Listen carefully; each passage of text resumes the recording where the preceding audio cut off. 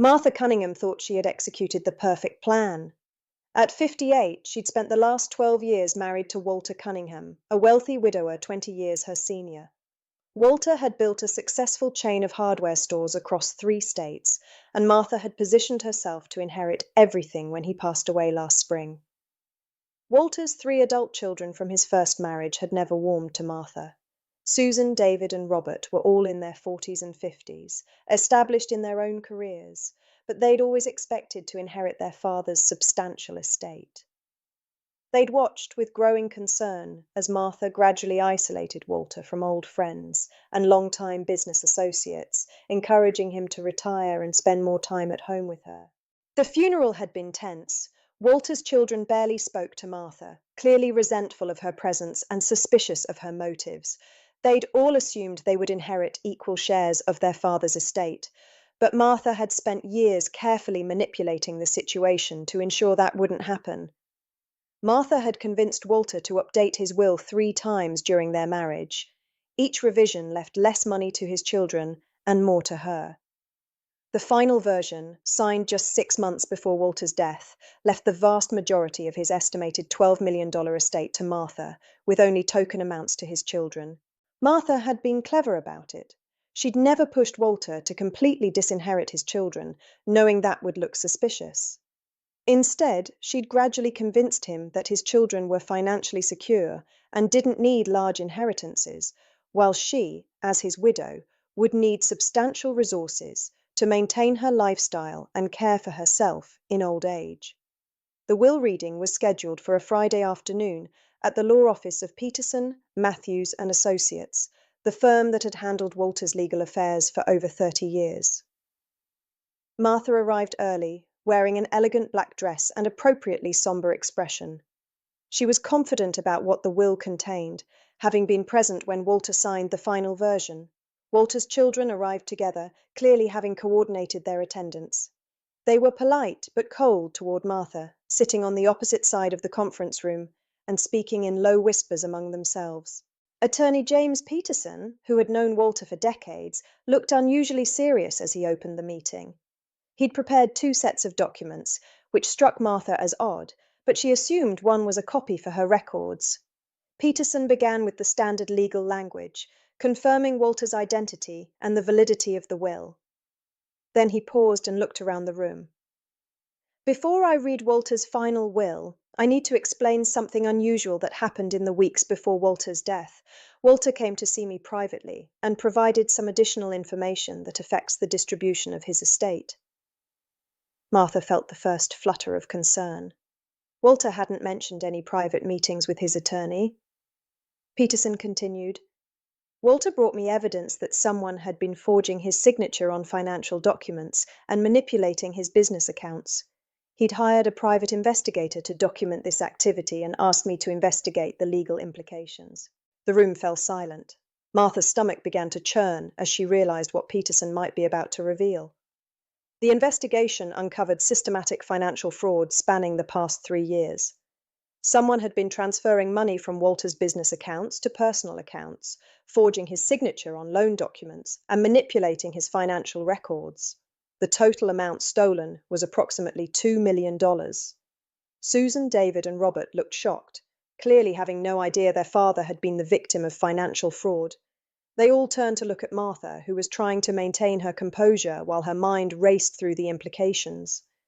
Peterson placed a thick folder on the table. Walter's private investigator documented everything.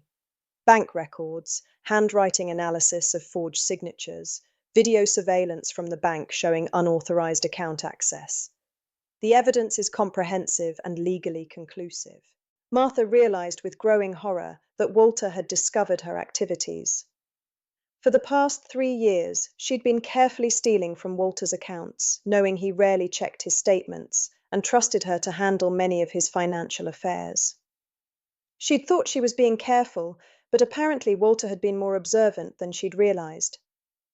Walter's final will, signed 1 week before his death, reflects his knowledge of this situation, Peterson announced. I'll now read the relevant sections. The will that Peterson read was not the version Martha remembered signing. This will left the bulk of Walter's estate to his 3 children in equal shares. Martha was left with a modest inheritance of $200,000 and the right to live in the family home for 1 year. But there was more. Walter also prepared a detailed letter explaining his decisions, Peterson said, removing a sealed envelope. He asked me to read this aloud at the will reading. Walter's letter was devastating. He'd known about Martha's theft for months, had documented everything, and had been planning to confront her before his sudden heart attack. The letter detailed Martha's manipulation, her gradual isolation of him from his children, and her systematic theft from his accounts. The letter also revealed that Walter had never actually signed the version of the will that Martha thought was final. She'd been so confident in her manipulation that she hadn't noticed Walter's signature was slightly different on that document. Walter had suspected Martha might try to forge his signature, so he'd been varying his signature style to detect any attempts at forgery. The will Martha thought would make her wealthy was actually a forgery she'd created herself, using letterhead she'd stolen from Peterson's office and a signature she'd copied from other documents. Walter had suspected this would happen and had prepared accordingly. Peterson announced that all evidence of Martha's financial crimes had been turned over to the district attorney's office. Criminal charges for forgery, fraud, and elder abuse were being filed immediately. The meeting ended with Martha in handcuffs. The police had been waiting outside the law office, and Peterson had coordinated her arrest to occur immediately after the will reading. Walter's final plan ensured that Martha would learn about her legal situation in front of the family she'd tried to cheat. The criminal trial that followed revealed the full extent of Martha's deception. She'd married Walter specifically to gain access to his wealth, had systematically isolated him from his support network, and had been stealing from him almost from the beginning of their marriage. Character witnesses testified that Martha had bragged to friends about her plan to inherit Walter's money. The forged will was just the culmination of years of financial manipulation. Martha had opened credit cards in Walter's name, taken loans against his property, and even tried to change beneficiaries on his life insurance policies. Martha was sentenced to 8 years in prison for multiple counts of fraud, forgery, and elder abuse. The judge noted that her crimes were particularly heinous because they targeted a vulnerable elderly person who had trusted her completely. Walter's children inherited their father's estate as he had originally intended. They used part of the inheritance to establish a foundation that helps protect elderly people from financial exploitation, something Walter would have strongly supported. The house that Martha had thought would be hers was sold, with the proceeds adding to the children's inheritance. Martha's personal belongings were donated to charity, and her expensive jewelry was sold to help pay restitution for the money she'd stolen. From prison, Martha watched as the life she'd thought she'd secured crumbled completely. Her few friends abandoned her when the extent of her crimes became public.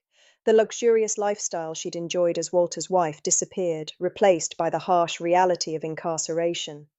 Walter's final plan had been perfect. He'd protected his estate, ensured his children received their rightful inheritance, and guaranteed that Martha would face justice for her crimes. Even in death, Walter had outmaneuvered the woman who thought she'd outsmarted him. The most satisfying part for Walter's children was knowing their father had died with his dignity intact and his legacy protected. Martha's years of manipulation and theft had ultimately failed completely. Sometimes the best revenge really is a life well planned, especially when that life includes provisions for dealing with people who mistake kindness for weakness. Thank you for joining me for this tale of ultimate justice, served from beyond the grave. If you enjoyed seeing how careful planning can triumph over greed and manipulation, please subscribe for more stories about people who underestimate the wisdom of those they're trying to deceive. I'll return soon with another story that proves the truth really does have a way of surfacing, even when it seems like the bad guys have won.